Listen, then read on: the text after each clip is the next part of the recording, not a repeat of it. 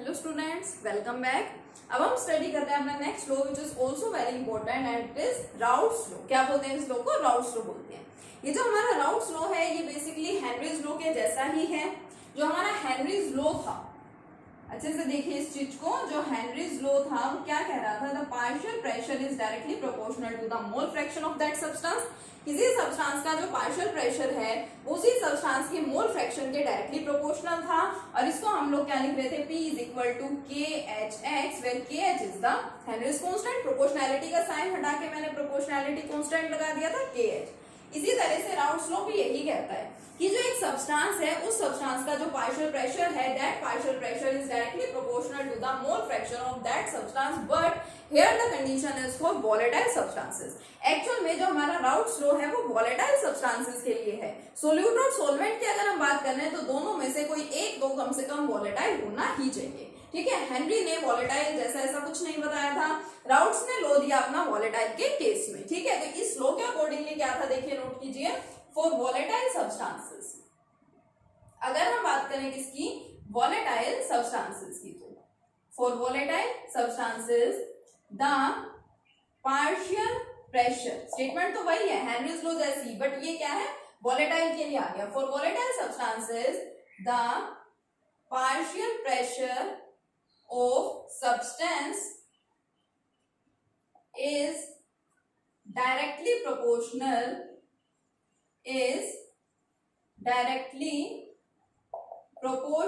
to the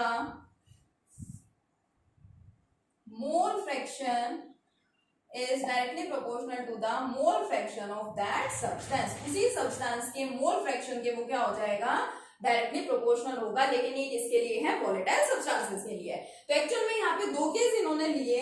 case first case में इन्होंने क्या किया देखिए, जो सोल्यूट और सोलवेंट ये दोनों ही कैसे ले लिए? वोलेटाइल ले लिए। मतलब first case is for both volatile solute as well as solvent. क्या लिया देखो, इन्होंने लिया volatile solute and volatile solvent. Volatile ही सोल्यूट है और वोलेटाइल ही क्या है? सोलवेंट है। और इन दोनों को मिक्स करके ये क्या बनाना चाह रहे थे? सॉल्यूशन बनाना चाह रहे थे। ठीक है, अब समझिए अच्छे से। मान लीजिए मैं आपको कह रही हूं कि ये मेरे पास क्या है? सोल्यूट है। कैसा सोल्यूट है? वोलेटाइल है, विच वेपोराइज इजीली, जो क्या हो जाता है? वेपोराइज हो जाता है। तो ये तो लिक्विड यहाँ पे प्रेजेंट है, बट ये वेपोराइज हो रहा है, तो इसके सरफेस पे क्या बनेंगे? इसके वेपर्स भी तो बनेंगे ना। ये क्या बन गए? वेपर्स बन गए। सोल्यूट को मैं यहाँ पे रिप्रेजेंट कर रही हूँ बी से, और ये सोल्यूट कैसा है? वोलेटाइल है। ठीक है, मैं इसको लिख देती हूँ, इट इज वोलेटाइल सोल्यूट। क्या है ये मेरे पास? वोलेटाइल सोल्यूट है and solute is basically represented by B. अब ऑब्वियसली सिंपल सी बात है, अगर यहाँ पे वेपर्स की फॉर्मेशन हुई है तो ये वेपर्स क्या करेंगे? कुछ प्रेशर भी एक्सर्ट करेंगे। तो यानी सोल्यूट के जो वेपर्स हैं वो कौन सा प्रेशर एक्सर्ट कर रहे हैं उसको मैं रिप्रेजेंट कर रही हूँ P stands here for pressure and B for solute। अब क्योंकि देखिए प्योर फॉर्म में प्रेजेंट है, मतलब सिर्फ यही है, सोल्यूट है यहाँ पे और कुछ भी प्रेजेंट नहीं है, तो प्योर फॉर्म को रिप्रेजेंट किया जाता है इस नोट से। छोटा सा सर्कल यहाँ पे लगा देते हैं, this circle represent the pure substance.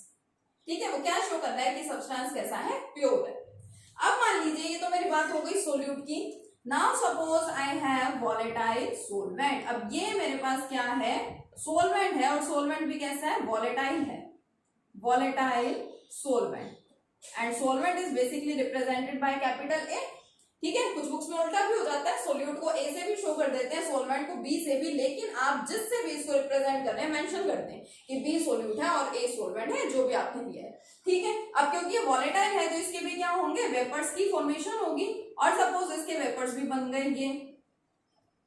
ठीक है, अब ये वेपर्स भी क्या करेंगे? प्रेशर एक्सर्ट करेंगे, और इसको मैं शो कर रही हूँ पी ए नोट से। P here stands for pressure, A for solvent and note छोटा सा सर्कल जो है वो क्या रिप्रेजेंट कर रहा है? This circle represents the pure substance. अब दोनों को उन्होंने क्या किया? अब ये तो दोनों अलग अलग थे, अब वो क्या कर रहे हैं? दोनों को मिक्स कर रहे हैं, कंबाइन करा रहे हैं, और क्या बनाना चाह रहे हैं? एक सोल्यूशन बनाना चाह रहे हैं। अब देखिए जो मेरे पास सोल्यूशन बना है वो कैसा बना है? अब ये तो क्योंकि सोल्यूशन है, सोल्यूशन में तो सोल्यूट और सोलवेंट दोनों ही आ गए। अब देखो मैं इसको कैसे रिप्रेजेंट कर रही हूँ ना, उस चीज को अच्छे से नोट करना, ऑब्जर्व करना मैं यहाँ पे क्या कर रही हूँ। बेसिकली मैंने एक सर्कल यहाँ पे या एक वेपर में शो कर रही हूँ ब्लू और एक शो कर रही हूँ ब्लैक। अब ये ब्लू एंड ब्लैक क्या है, इस चीज को समझिए अच्छे से। देखिए ब्लैक मैंने लिया था सोल्यूट के लिए और ब्लू मैंने किसके लिए ले रखा है, सोलवेंट के लिए। अब ये तो सिर्फ सोल्यूट के ही वेपर्स हैं, ये सिर्फ सोलवेंट के ही वेपर्स हैं। अब जब मैं दोनों को मिक्सअप कर दूंगी, कंबाइन कराऊंगी for the formation of solution, तो जो ए है वो भी वेपर बना रहा है, ठीक है, ये ए है ब्लू वाला, और जो बी है वो भी क्या कर रहा है, वेपर बना रहा है, यानी कि सोल्यूट भी वेपर बना रहा है और सोलवेंट भी वेपर।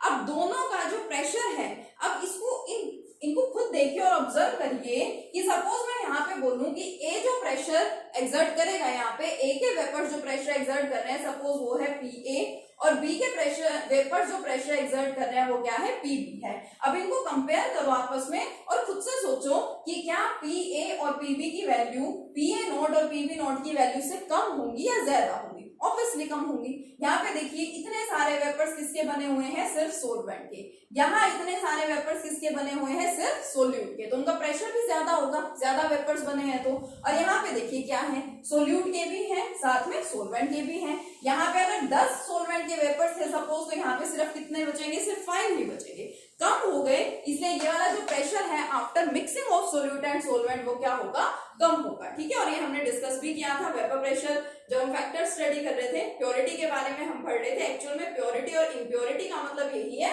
कि एडअप हो जाना सब्सटेंसेस का और सॉल्यूशन बन जाना, तो वहां हम बेसिकली सॉल्यूशन की बात करते हैं, ठीक है। तो ये हो गया। अब देखिए लो क्या कह रहा है, लो हमें बताता है कि वोलेटाइल सब्सटेंस है, दोनों वोलेटाइल थे, इसके लिए partial pressure of the substance is directly proportional to the mole fraction of that substance, यही बात है। तो मैं इसके लिए क्या बोल सकती हूँ, सॉल्वेंट के लिए पी ए, ठीक है। यहाँ पे सॉल्यूशन की अगर बात करूं, इधर ही लिख देती हूँ मैं, P A is directly proportional to X A, similarly P B is directly proportional to X B, ठीक है।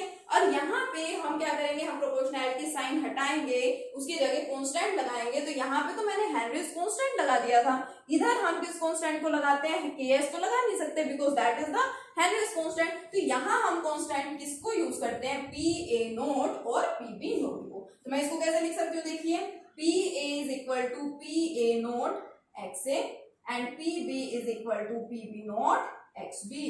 इस चीज को अच्छे से समझिए, ठीक है। अब सॉल्यूशन है, सॉल्यूशन के अंदर तो ए के वेपर्स भी हैं, बी के वेपर्स भी हैं। ए के वेपर्स का प्रेशर पी ए और बी के वेपर्स का प्रेशर क्या आ गया, पी बी। और अगर मैं बात करूं टोटल प्रेशर की, total pressure which is represented by P T और सिंपली पी और बाय पी एस, एस का मतलब सॉल्यूशन, तो वो क्या होगा, it will be equal to P A plus P B.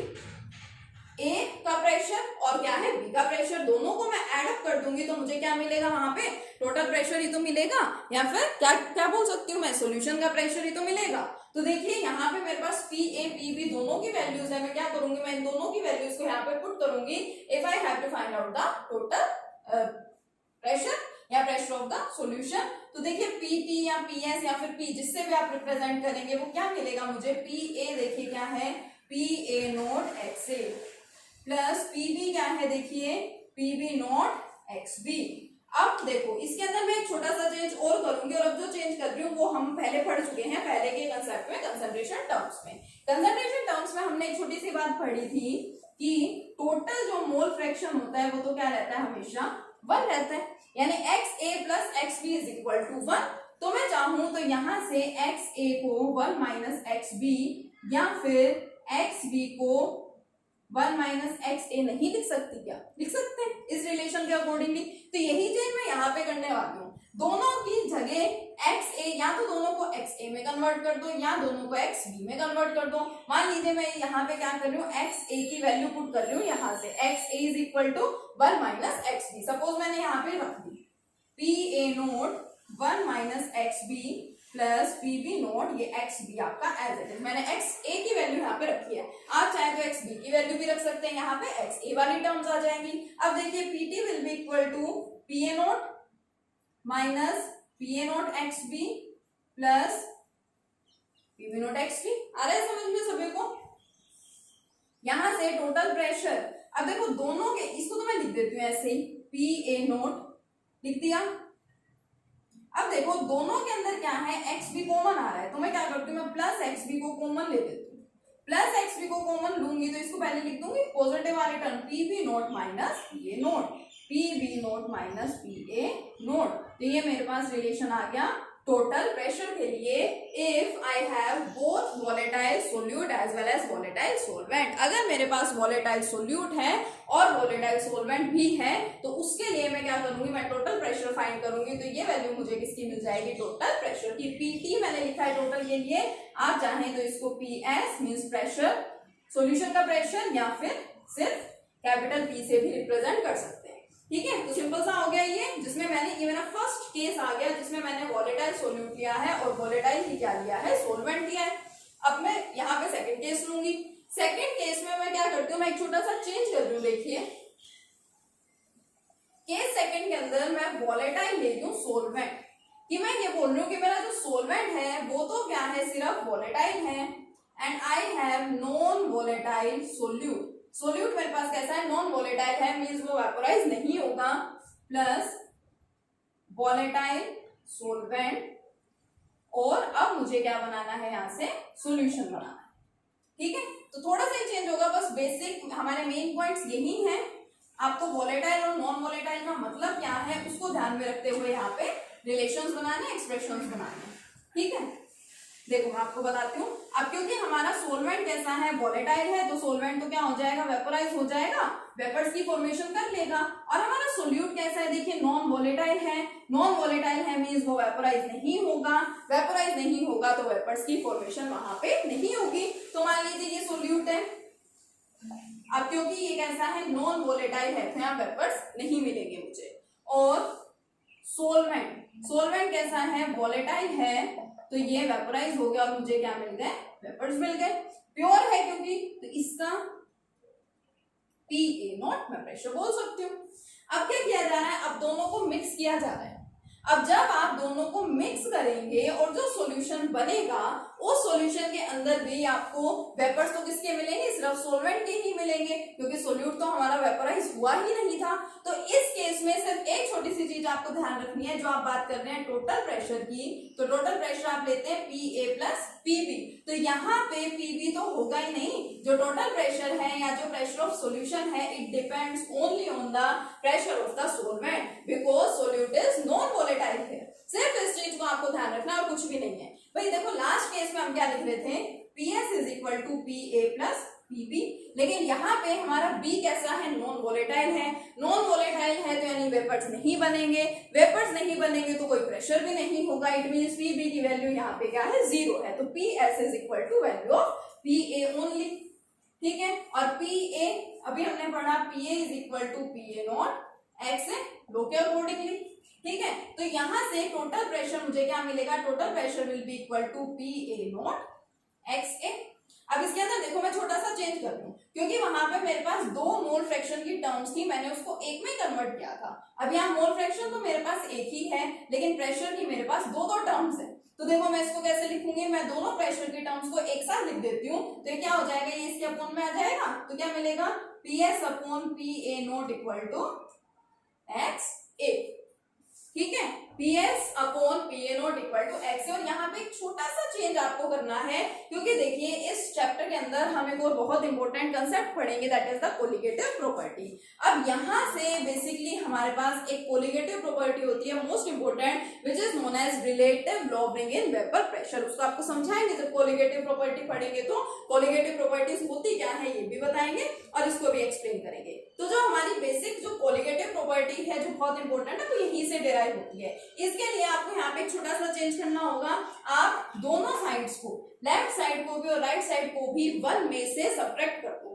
इनमें से 1 को सब्ट्रैक्ट नहीं करना है, 1 में से इनको सब्ट्रैक्ट कर दो। कैसे, 1 minus PS upon PA0 equal to 1 minus XA, क्योंकि आपको 1 माइनस XA यानी आपको दूसरी मोल फ्रैक्शन की टर्म यहाँ पे मिल सकती है। ठीक है, तो क्या होगा देखिए, इसको सोल्व कीजिए, तो यहाँ मुझे मिलेगा PA0 minus PS and it will be equal to XB. This is the relative lowering in vapor pressure. ये एक कोलिगेटिव प्रॉपर्टी है जिसको relative lowering in vapour pressure बोला जाता है, जो हम आगे कोलिगेटिव प्रॉपर्टीज में डिस्कस करेंगे। ठीक है, तब तक के लिए लेकिन आप इस डेरिवेशन को अच्छे से समझ लीजिए। और फिर इसके अंदर आप देखिए क्या आप इसमें कोई और चेंज कर सकते हैं, इसमें हम एक चेंज और कर सकते हैं। हमें यहाँ पे मोल फ्रैक्शन का मतलब भी तो पता है ना, मोल फ्रैक्शन का फॉर्मूला यहाँ पे पुटअप कर दीजिए। क्या होता है देखिए, लेफ्ट साइड तो आपकी as it is P A naught minus P S upon P A naught is equal to mole fraction of solute. अगर आपको फाइंड करना है तो उसका फॉर्मूला क्या होता है, number of moles of solute upon total number of moles of solute and number of moles of solvent. This is most important relation जिससे रिलेटेड हमें न्यूमेरिकल्स भी बहुत सारे स्टडी करने हैं आगे वाले अपने टॉपिक्स के अंदर। ठीक है, तो इस कंसेप्ट को अच्छे से स्टडी कीजिए। देखिए वॉलेटाइल वाला केस स्टडी कीजिए जिसके अंदर दोनों सोल्यूट और सोलवेंट है वॉलेटाइल, और नेक्स्ट जिसके अंदर सोलवेंट तो सिर्फ वॉलेटाइल था और सोल्यूट कैसा था, नॉन वॉलेटाइल था। अब जो हमने लास्ट जो केस फर्स्ट पढ़ा है, पहले तो दोनों केसेस को अच्छे से पढ़ लीजिए, डेरिवेशन करना सीख लीजिए। उसके बाद जो हमारा फर्स्ट केस है उससे रिलेटेड हमारे पास कुछ ग्राफ्स भी होते हैं, उन ग्राफ का बहुत ज्यादा इंपॉर्टेंस है, बहुत मेन रोल वो यहाँ पे प्ले करते हैं। ठीक है, तो नेक्स्ट वीडियो में हम पहले उन ग्राफ्स को स्टडी करेंगे, तब तक आप इन डेरिवेशंस को अच्छे से कर लीजिएगा। Okay, thank you.